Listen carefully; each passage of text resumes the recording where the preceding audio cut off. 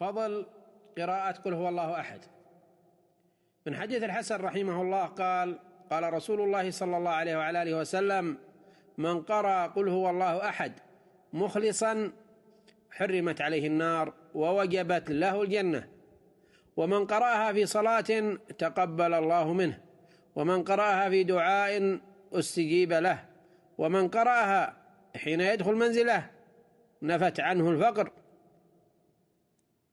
ونفعت الجار.